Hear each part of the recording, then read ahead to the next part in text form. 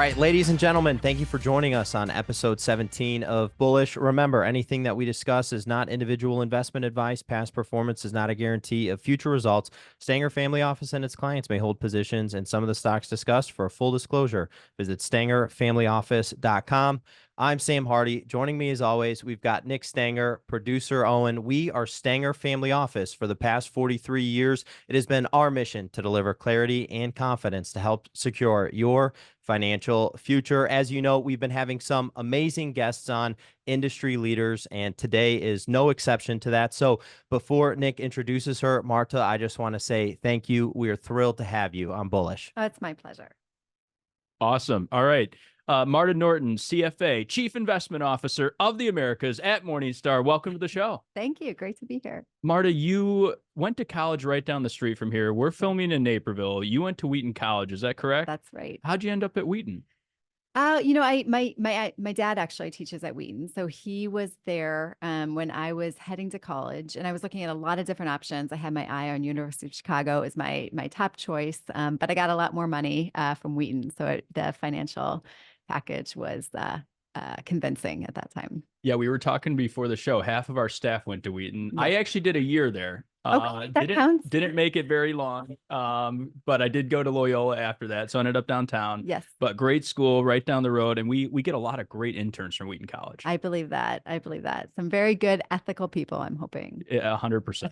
Yeah, we haven't had a problem so far. So, and then you started out as an economist at the BLS. I did. Yeah. So what's that like? Yeah. So I joined, I want to say 2003 at the Bureau of Labor Statistics in Washington, D.C. And I joined the Producer Price Index, which is the forgotten sister of the Consumer Price Index. So obviously it's looking at the prices producers pay. And it was a super interesting experience. I had zero economic, real life experience at that point. And so putting together the index, understanding all the different components that underlay it, it was super fascinating. But it was also kind of at a different pace than I think the private sector. And I was looking for a little bit more energy and variety. So I shifted after about a year. And there was a point when you were at the BLS where they weren't they missed a release or something like that. Is that correct? Yeah, it was a disaster. So what we had at the time was every potato, every carrot, everything in the market is classified into different indexes, and we were using the SIC classification system. And at that point, we were transferring over to the NAICS classification system. So we had to recategorize all our carrots and potatoes, and it just took way longer than I think expected. And so I think the release was about a month and a half late. And I'm 23, 24 years old, mostly doing contract escalation and research. And they put me on the phone with media.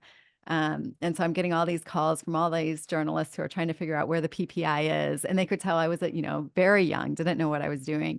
And I think they had a quote from me saying something like, I have no idea when the release is coming out because you had to be so careful about what you said. And so that made the paper, and I was incredibly embarrassed. That's the one snippet they took. Yeah.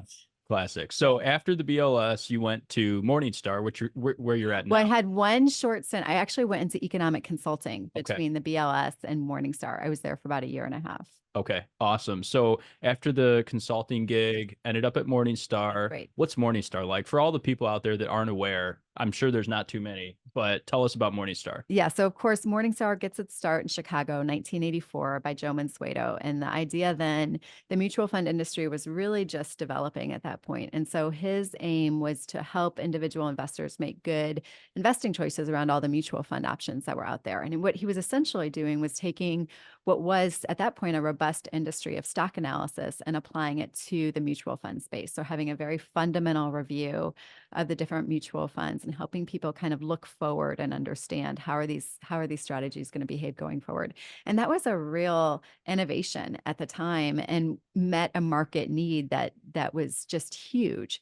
And so Morningstar took off with this fundamental approach to mutual funds and then extended its analysis to all different types of securities, of course, equities, ETFs. It has data, it has software.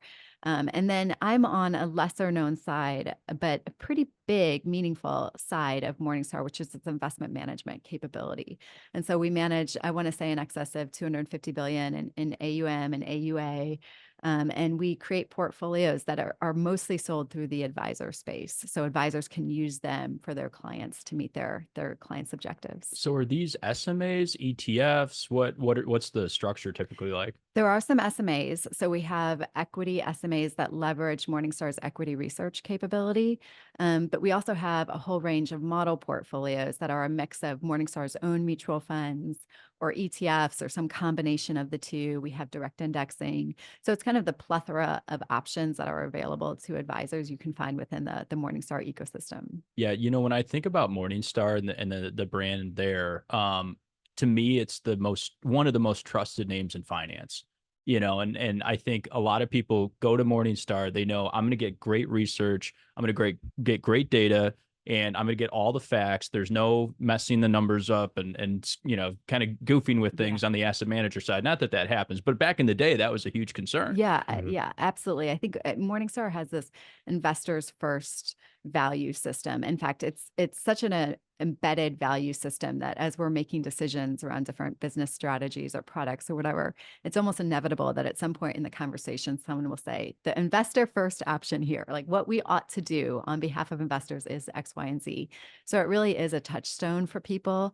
And I think it's something that people who work at Morningstar are really proud of and look to kind of protect as we continue to evolve and grow as a company.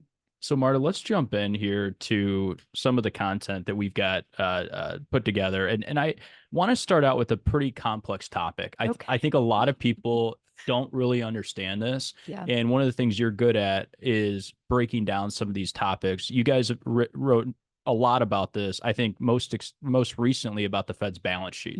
So why is the Fed's balance sheet such an issue? What happened in the GFC, the Great Financial Crisis? Where are we at today? Walk us through the Fed's balance sheet. Yeah, it's a really fascinating topic, and it's not something that, to your point, gets as many headlines as where the Fed funds rate is. And so I think it's worth understanding what's happening there. And what we wanted to do was provide some backstory, some context, because of course the Fed has been able to use its balance sheet, for much of its history. But really things shifted in the GFC, where it was using its balance sheet to provide stability and kind of a foundation for economic growth to occur from, because the Fed funds rate movement was not enough at that time.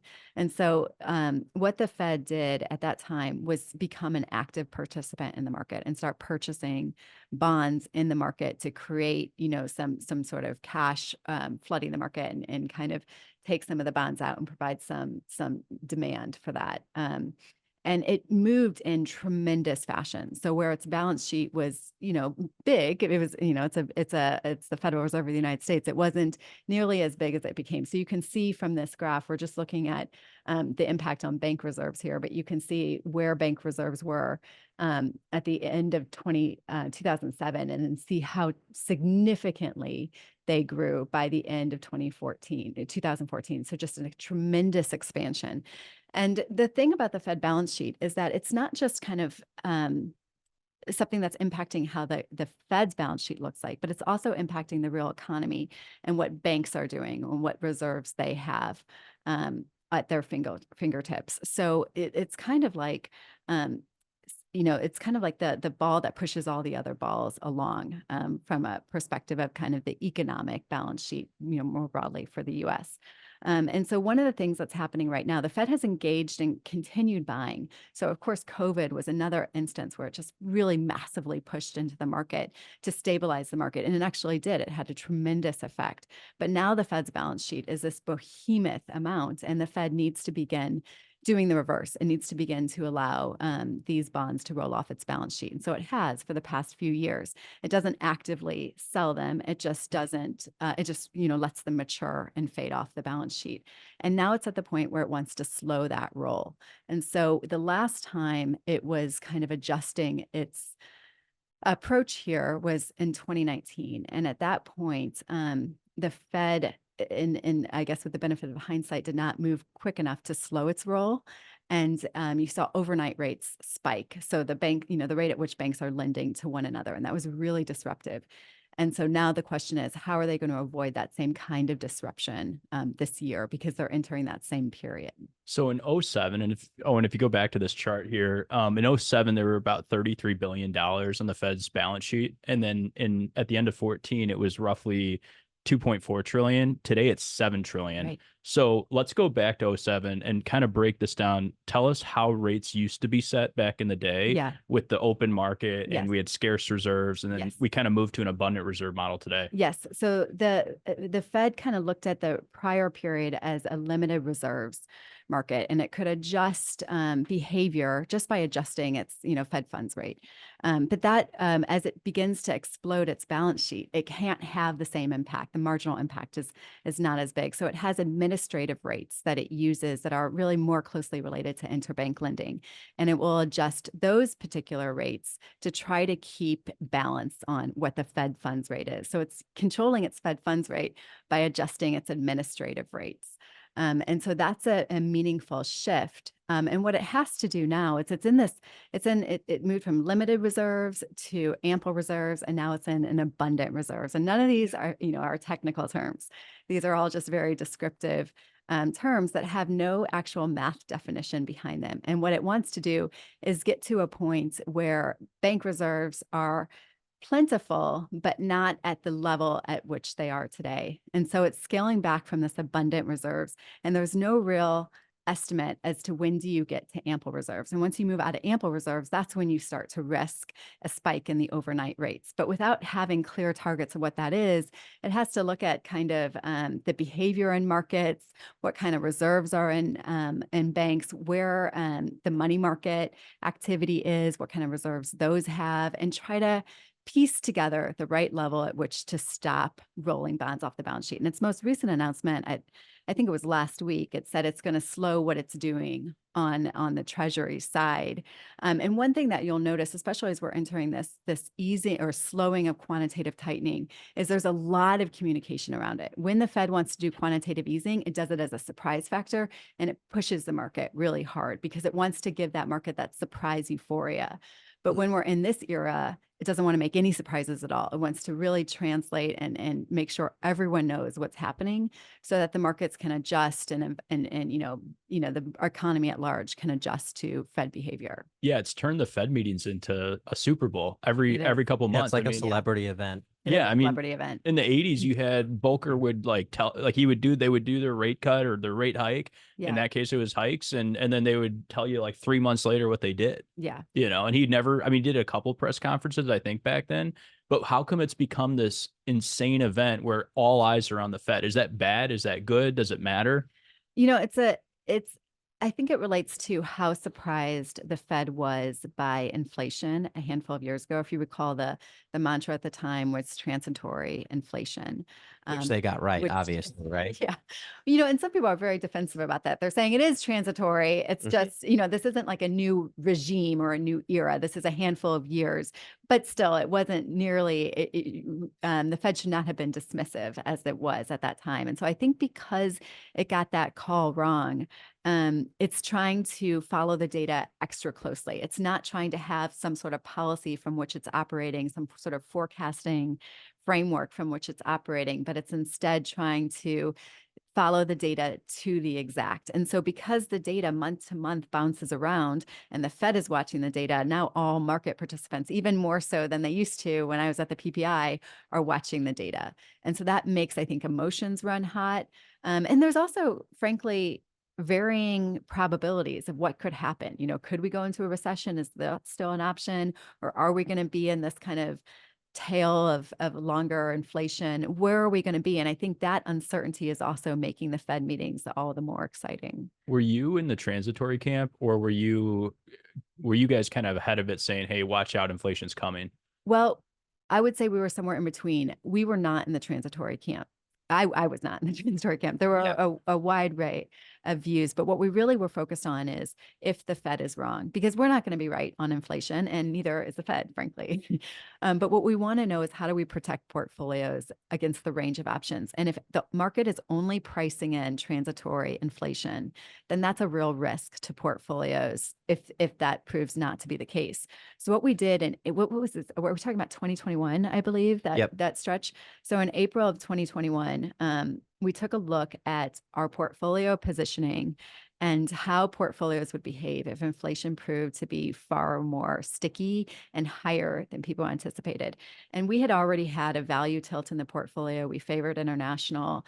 We had limited duration exposure, at least for some of our portfolios. And what we found as we ran our scenarios was actually that positioning not only made sense from a valuation standpoint, but also made sense if transitory inflation proved not to be the case. And so it's more not necessarily trying to make that call, but allowing for the possibility that the experts, and what they're saying right now is not necessarily going to be exactly how things play out. And so positioning for that possibility. And so that actually led to pretty strong relative results in 2022. Yeah, because you guys basically came out and said, look, doesn't matter what the Fed does here. We're going to make a decision that if the 2 years, 20 basis points, we're not going to go buy a 30-year bond at 1.5%, which is what SVB did, what First Republic did. Right. So how do all these really smart risk management people, how does the Fed, you got these people that are brilliant economists. How do so many people get this wrong? I mean, rates were zero. We had our investment committee meetings and we're like, all right, rates are zero. They're going to go up, right? They have one place to go. So we went super short term early on. How do so many people get that call wrong? Well, I think when you look at the interest rate cycle and the behavior of rates over the very long term, we've been in this secular decline for a very long time. I mean, decades. And it's been a huge tailwind for the bond market broadly. But I also think it looks different than what you see on the equity side. So you tend to see cycles, value outperforms growth, growth outperforms value. I know some people are saying value will never do that again, but there tends to be cycles and behavior that are shorter term, almost a full market cycle being somewhat defined as a 7-year period. In the bond market, you don't have that cyclical element to how rates behave. And a lot of times people are pointing to very structural reasons why rates are where they are, demographics, economic growth and the long-term expectations for economic growth, productivity, and those types of things, which aren't subject, again, to those cyclical factors in the same way. And so I think as people looked at those long-term factors and thought about inflation being dead, which had some rationale for it, because after the GFC, if we can recall, so many people said, as the Fed does moves like this and floods the market with liquidity, we're going to have massive amounts of inflation. And it didn't really happen. And so I think people thought that was a problem of yesteryear, and that duration was always going to prove a hedge. You're going to get that nice offset with equities. And as long as inflation isn't a concern, rates aren't a concern, and fixed income is going to be very well behaved. And so I think that just became part of the psyche. And in fact, it was really painful to bet against duration for the period after the GFC up through the COVID crisis. You didn't want to take that bet because you lost money on it. So I think that was more what was in the psyche than any sort of shorter term call. Yeah, and you had a lot of bond fund managers who made their careers coming off the 80s where you had record high interest rates, and it was like the bond king era, It was the Bill Gross era. It was a 40-year bond bull market. Right. Yeah. Yeah. And now, do you think we're going into a 40-year bond bear market, for example, where rates are going to stay high for a while? Maybe rates go up. I mean, is that a possibility that nobody's really considering, that the long end of the curve could actually keep going up here if we avoid recession? I think it's an interesting question. I'm not yet in the camp that bonds are kind of useless at this stage, or we're in some sort of bear market. And I think the rationale for that is I just tend to get more excited every time yields are higher. So right now we have the whole yield curve above our fair market value. The short end is at the highest spread relative to our fair markets. We're getting much more yield than we would think we would get at a fair value. But even the longer end, even the 10-year, even the 20-year are either at or above fair market value. So to us, that's a neutral signal. That's these belong in your portfolio.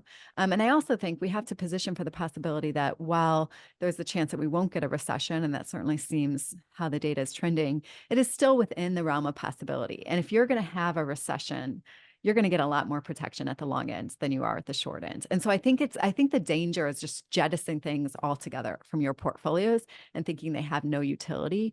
I think the wisdom here is understanding how and why and when they pay off. Right. So let's go back to recession then for a second. Yeah. 2022. Yeah. I'm just going to textbook 101, going back to Econ 101 Right. in my first year of college at Wheaton.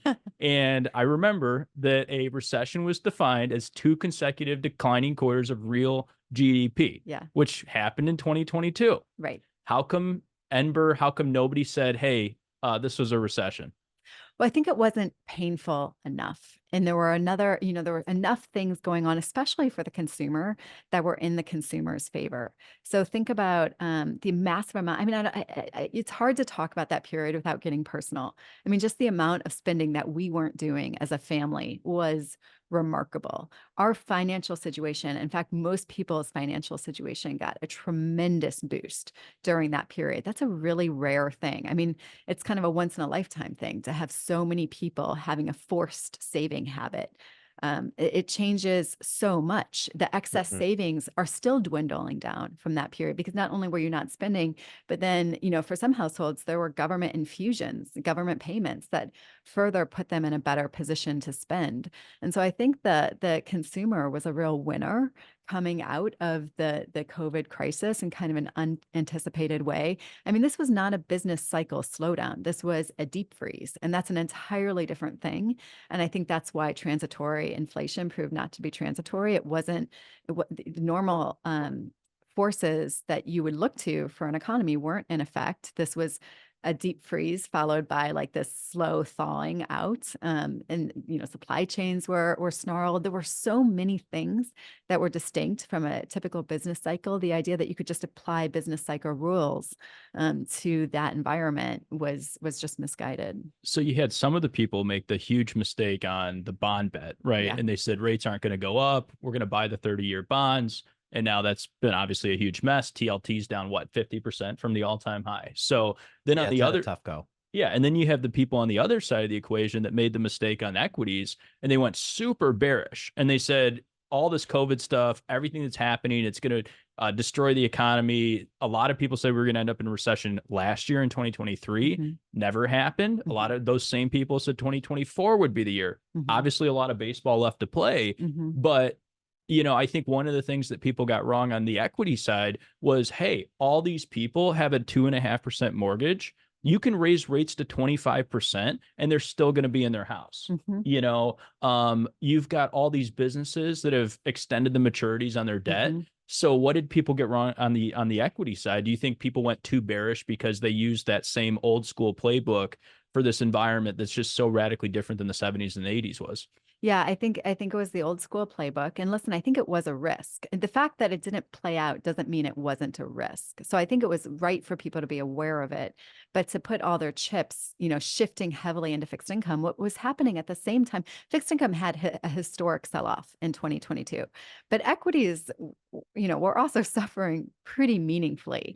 And so their valuations were far more attractive. And if you were positioned the way we were in some of our more unconstrained portfolios, we had ample room to take more risk.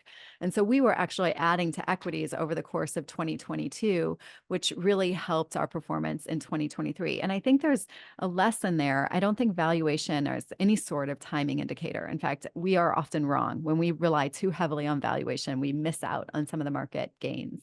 But at extremes, at these periods where sentiment is so negative, and valuations are really attractive, that is a good buying opportunity. And to dollar cost average into that market is a reasonable thing to do. And conversely, when valuations are astonishingly stressed, that at some point matters. And so keeping that in mind, along with your macro projection, I think is really important. Yeah, you have to balance the narrative of the market, which we talk about all the time, whether it's the bearish sentiment or a bullish sentiment, overly bullish sentiment, right?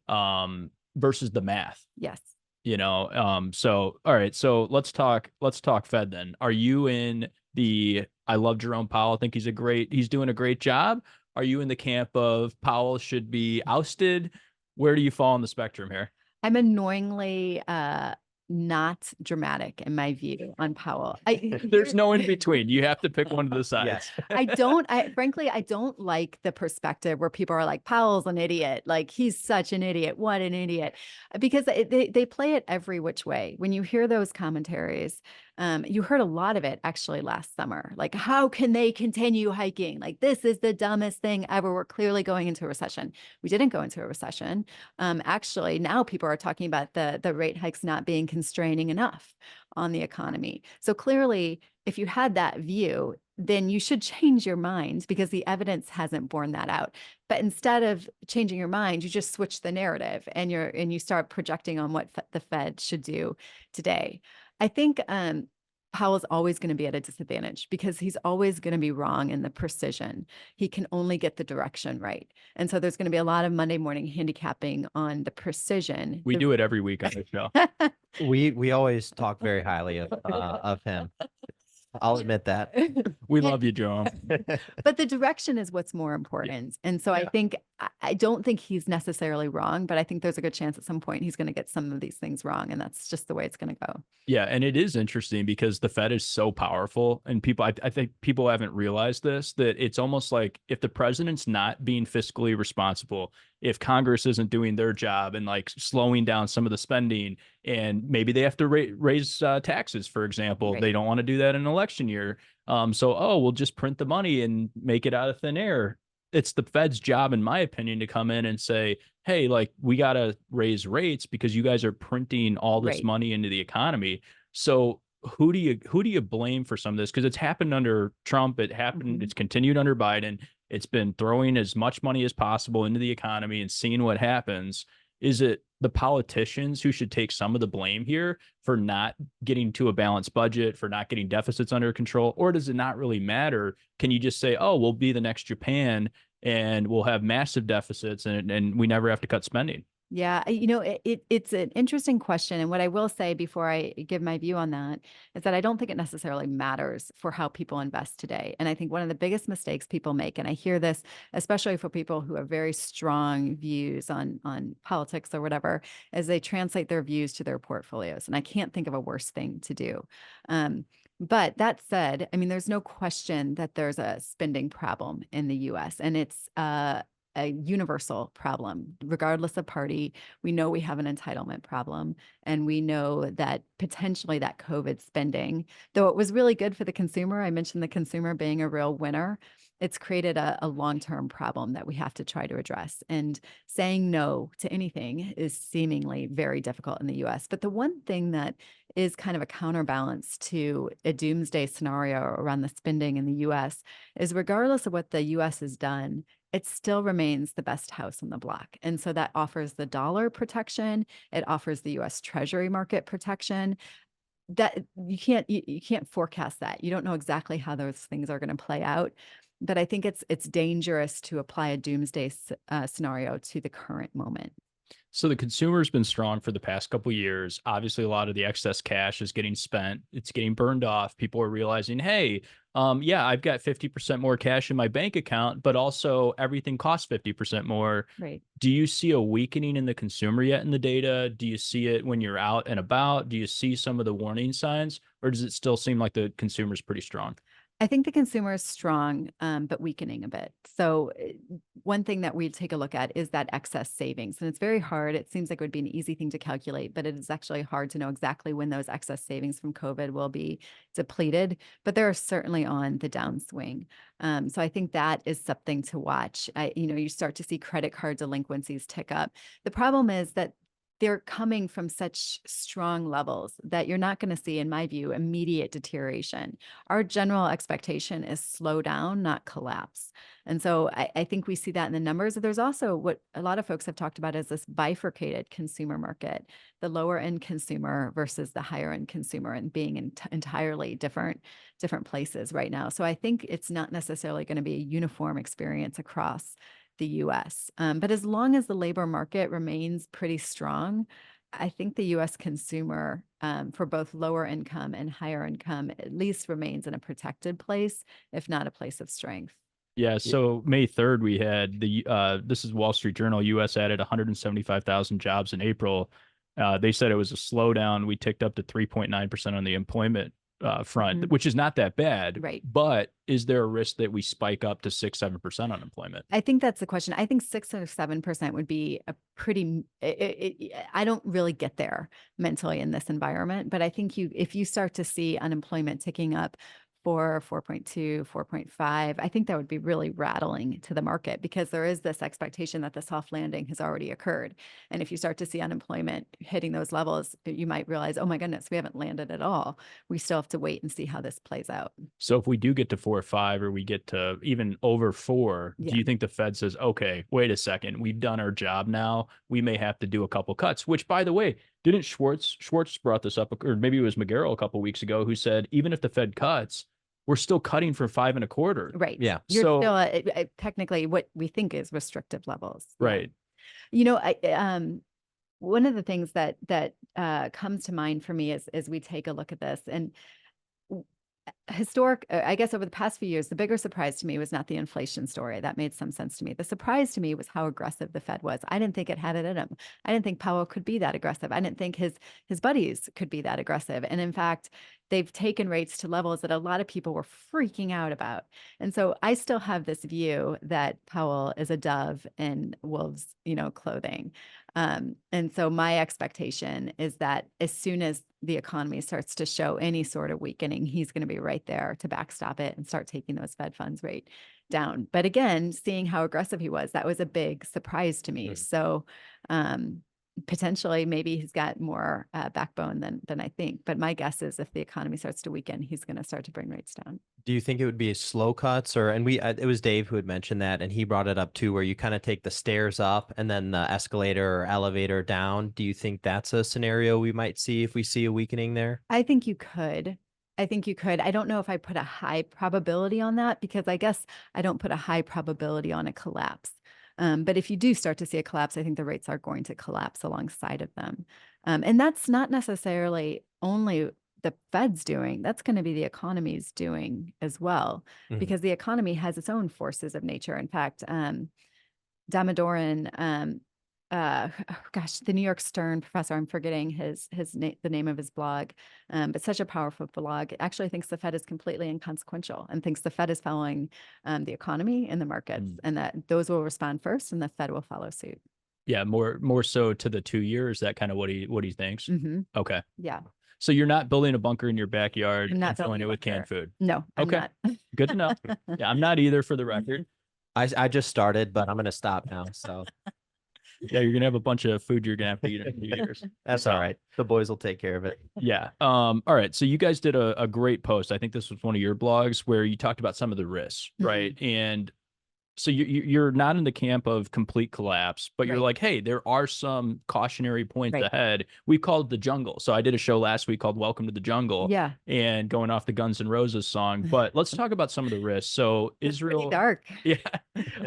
I said it kind of the way you're saying it, not complete collapse, but just some stuff to watch out for. Yeah. So Israel and Gaza, let's talk Yeah. oil prices. Let's talk geopolitical conflicts. Yeah. So what's interesting is I did a study on oil prices and the economy, and I'll get to the geopolitical thing. But obviously, the real concern with geopolitical risk, especially when we're talking about it in the Middle East, is what that means for oil prices, oil supply, and the like. And right now, just setting the stage, the conflict today is not a meaningful impact on oil prices. It's what happens with Iran, of course, and what that means. And that is still kind of an open question. But you're seeing oil prices respond a bit. In fact, it is kind of interesting because a lot of folks had expected a bit of a collapse, or falling oil prices at the start of the year, and then we're with a frenzy updating their forecasts as the year progressed. But now oil prices are again collapsing right after they updated their forecast for higher oil prices.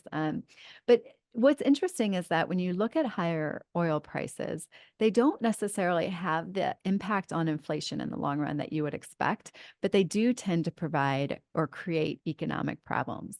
So in many recessions, the recession is followed by or preceded by higher oil prices. And so what would be interesting is that if you do see disruption to the oil markets, and you do see higher prices, and you're dealing with consumers who have higher or fewer, less excess savings and more credit card delinquencies and are under more pressure, and then you're adding higher oil prices to it, that starts to become a combination that's difficult for the U.S. consumer to handle. So I do think oil prices matter. I don't think geopolitical risk is necessarily at the point where it's going to disrupt them meaningfully. And a big factor that has shifted over the past few decades is what a huge producer the U.S. is. And that can step in and add, supply when prices start to really ramp up. Yeah, one of the things that Jamie Dimon always talks about when he does an interview or a podcast or whatever, I don't know if he does podcasts actually. So interviews. Yeah, and he strictly interviews on the big networks. But Jamie, if you want to come on the show, we're open. So yeah, we'll bring Marta back. Yeah, next week. But he always talks about how a lot of our problems, especially when it comes to oil, are self-inflicted. Right. We've got all these reserves, we have all this potential, and then we don't tap into it. How much does that play into this? I mean, if we just said, hey, we're going to frack, we're going to drill, we're going to get U.S. crude production back up to the levels it was at 4 or 5 years ago, would that change things a whole lot? Or is this more of a structural thing with OPEC? Well, I think the U.S. matters a great deal. And so this is one of the areas where if you have Biden and, in the Oval Office, potentially you maintain the state that we're in. If you have Trump, maybe you have a little bit more unleashing of the oil supply in the U.S. I do think that marginal producer matters. I just don't think at this point, we're at the point where you see oil prices spiking to the level where you're going to see a clamoring for the U.S. to unleash the spigots. And even with the regulations, the U.S. is a tremendous producer, and that changes the supply demand picture globally, just given how much the U.S. produces regardless. So I think OPEC can cause short-term disruption, but I don't think it's necessarily a formula for consistently, predictably higher oil prices. Okay, let's shift to commercial office buildings. We were in an office building. You mentioned, you're like, is anybody working here? And hopefully not talking about us. We were working. Yeah. But the rest of the building, there's like 3 cars in the parking lot. That's right. How concerned are you with the office market right now? Well, last year it was kind of an unknown for us, and we were very concerned about it. And so we were, of course, concerned about banks because that's the most direct impact when you have so many banks backing these commercial real estate loans. You have to wonder about the health of the bank balance sheet. But then there's also kind of where else does this show up? And of course, you have the securitized market. You have pensions that have been heavy investors in commercial real estate. You have private equity. You have all these different places. And our big question was, is there contagion or a systematic risk to the market? And no matter which way we cut it, we couldn't really find it. We couldn't find some sort of massive source of, if this happens, then all of these different things collapse. But I think the bigger question is that there is risk to the bank balance sheet, the regional bank balance sheet. And in fact, we've been big investors in banks over the past year. So we really had to get comfortable with that. And what we found is that even if you assume draconian results for office space, you have almost like GFC level write-downs for offices, it still was already reflected in the prices at which regional banks were priced at over the summer. And so our view was that, yes, this could be a problem. We think it's more of a localized problem. We think it's something that banks can work out on their balance sheets over time. We don't think this is a source of systemic risk. But the reality is that very few times can you predict systemic risk coming down the pipes. And so you have to take that with a grain of salt, but we just haven't seen it as being the gong of pending doom for the U.S. economy. This might be kind of a side question then on the banking situation. Yeah. Do you think that there's something going on where almost like big companies, talking Mag 7, Berkshire Hathaway sitting on $185 billion in cash, Apple sitting on $150 billion in cash, has it almost become where the large companies have become banking institutions in a way, and some of those assets are permanently on those balance sheets and never coming back to the banking system? I mean, that's a great question. I haven't really thought about that, but there is no question, when we were talking about this a while ago, there's no question that the Mag 7, the big companies, are incredibly financially healthy. Their levels of debt are remarkably low. The amount of cash that they have is extreme. And so that does change the dynamics of the US equity or US economy. I haven't thought about it vis-a-vis the banking system, but there is kind of a dispersion of quality within the banking system. And, one of the things that people raised earlier this year was New York Community Bank. And it's the troubles that it had, and whether that was going to be emblematic of what regional banks were broadly going to consider. And actually, New York Community Bank has its own set of problems with the the New York real estate market. And that's not actually relevant to how other regional banks have structured their own businesses. So I think what's important to remember is just the amount of variety, both from a big bank, little bank perspective, and then even within each individual banking institution. Let's talk China. Yeah. I think you've been, like you said before, you've been very heavy US. We have been too. And where do you see things going? I mean, do you Yeah. still see China as a problem? Would you put 2% in China? Would you say the US is a much better bet? Well, so we have not been as US heavy as a lot of others, and that has been actually a problem for our portfolios. We actually own a decent amount of China. We have China tech, and we have broad China in some of our portfolios, but our bigger portfolios with bigger exposure have focused on China tech. And that is really just a valuation story. So we started getting interested when the regulations looked really dire, when China was making it harder for foreign investors, when you couldn't count on the rules. And then the economic growth started falling apart. And then China had an entirely different reaction to stimulus than the US did, and let its economy kind of flounder. And now you have this real estate crisis. Like, how many things could go wrong for China? They're all lining up, they're all going wrong. And I mentioned that valuation is kind of useless, except at extremes. China's valuations got to extreme levels. There's a risk there, a massive risk that China's just going to, fly that plane directly into the ground. And investors are going to have permanent losses of capital. But I think there's also a reasonable probability that you can buy China and China tech at reasonable valuations. And when that pessimism becomes pervasive, I mean, you're even seeing products that are being built for emerging markets ex-China, and those products are seeing tremendous success. So there's a sentiment issue, and then just kind of like an anti-China perspective from the US investor.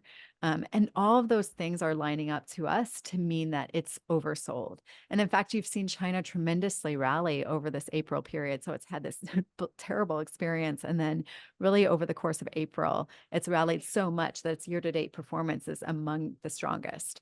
And so what I would suggest is that I wouldn't necessarily want to like sell our house, move to China, just kind of start waving the flag over there. But I do think a portion of your portfolio should have some of these lottery ticket valuation potential. And I think China's a lottery ticket valuation potential. It could go to zero, but you could also make a lot of money. So it's more a risk return story. Right. Okay. Yeah. Okay. Let's talk.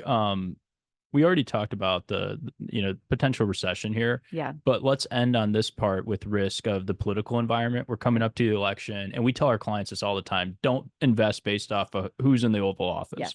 Let's talk about that. Yeah, I think that's a really important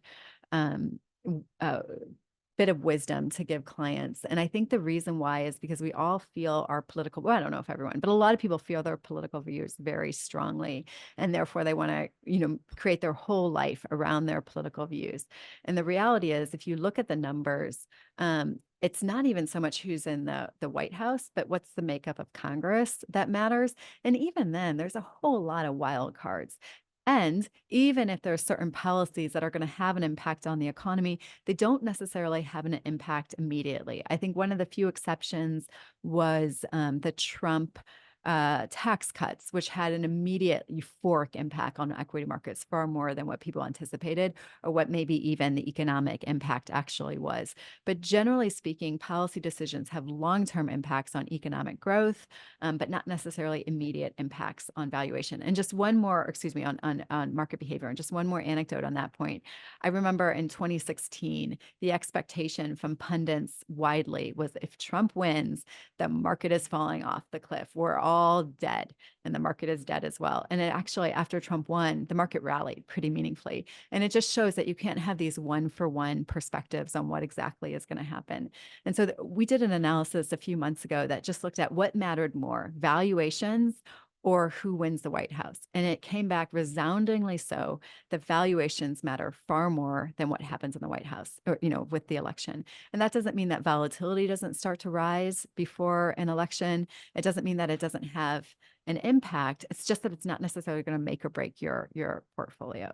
Yeah, awesome. All right, let's wrap up on this. We've got the crystal ball here for everybody at home. You love the crystal ball, although it doesn't really work a whole lot. So, Marta, do the best you can. Yeah. Look into the crystal ball. Okay. Where are we headed the next 12 months in the market? Okay. My expectation, just given where valuations are today and given where the fundamentals are, both from a macro perspective and kind of the health of company balance sheets, is that we're in a decent place to remain invested in portfolios. The one caveat I would have is for the passive investors out there who are buying the S&P 500 tracker or whatever have you, you're putting about a third of your dollar in the biggest 10 companies, which have had a tremendous run and have dominated the market. So my expectation is that we have room for a bit of a broadening out, and there is some risk for having that concentration risk in your portfolio. And so that doesn't mean necessarily dropping your passive portfolio, but it does mean just setting the right expectations that there's a risk there that you might not realize, and that could spell some sort of loss. So in fact, if we look at this level of concentration over the course of history, and we go back to the tech bubble, we go back to the 1970s, in those two periods when you had this level of concentration, you saw losses by large cap stocks of about 42%. So pretty meaningful losses. So just allow that to have some headspace, that there's concentration risk out there. But broadly speaking, the economy looks healthy. I think we could have some volatility as some of the euphoria comes out and we see the economy maybe disappoint on the margin. But I think it's a good time to stay invested. What about earnings? So obviously companies beat earnings all the time. Yeah. They're very good at doing that. Yes. But what about 250 on the S&P next year, P of 20? I mean, the market to me here looks pretty fairly valued. Yeah. Could you continue to see that earnings growth to the point where we get to a world where we get 300 in earnings times a 20P ratio? And let's just say in 2 years, we're at 6,000 on the S&P. Is that in the cards? I don't think that's out of the question, especially if the market broadens out and you start to see earnings participation beyond kind of the AI favorites. I think that's a real possibility. But I do think, just to the credit of U.S. companies, they managed through 2022 and 2023 incredibly well. I think they're poised to continue to manage their margins very well in terms of a cost side and in terms of kind of finding the sources of revenue. So I honestly, if I don't want to be bearish or bullish, but honestly, if I had to pick one, I'd be a little bit more bullish than bearish. So out of that 250 earnings number, assuming we get to 275 and then we get to 285 and then 300, where's that growth, do you think, if we do get this broadening out? Is it energy? Is it financials? Where are we going to see some of that contribution? So I think it's a little bit of everything. So utilities actually have a reasonably strong future from our estimation. The growth prospects for the utilities sector look better than they have previously. I think as you start to see banks turn the corner, work through some of these problems that they've had, we've actually seen banks historically outperform after a crisis. And so we've already seen that, frankly, a little bit, but I think there's some room for kind of the headwinds to dissipate and for banks to start to participate if we have that soft landing. Energy is another area. We actually think energy is overvalued within the US, but areas like MLPs still attractively valued. I think consumer staples, though, some of these defensive areas of the economy are actually well positioned for today. Their earnings seem to be a little bit more stable. Their revenue tends to be a little bit more stable, and they haven't really participated in the market at all. So I think you could start to see, as they start to sell on volume, some strength out of those companies as well. So I think there's, I guess, a variety of different things that could just stabilize the market from here. Yeah, awesome. So it sounds like you're still bullish, which makes me feel better. So we like that on the show. Yeah, it seems like it. I kind of knew what my answer had to be. Well, we didn't put any pressure on you. I just like to put that out there. Yeah. So, Greg, you want to wrap it up? Yeah. Well, no, thank you for joining us. We really appreciate it. We got you a little something as well that we'll hand you. And then Nick loves his Dow 500,000 hat, and you can always tell that story as well. But 40 years from now, I'm saying the Dow will be 500,000 points. Oh God. So that's a self-made hat. We made our own hat. Oh, nice. Yep. Yeah. And you can have one of them when you leave. Great. That's You can great. hang it up in your office if you want. Sounds good. But no, we really appreciate you hopping on. Yes, my and pleasure. hope everybody, we thank you for listening and hope you have a wonderful rest of your day. Thank you very much. Great to be here. And don't forget to subscribe and check out Morningstar.com.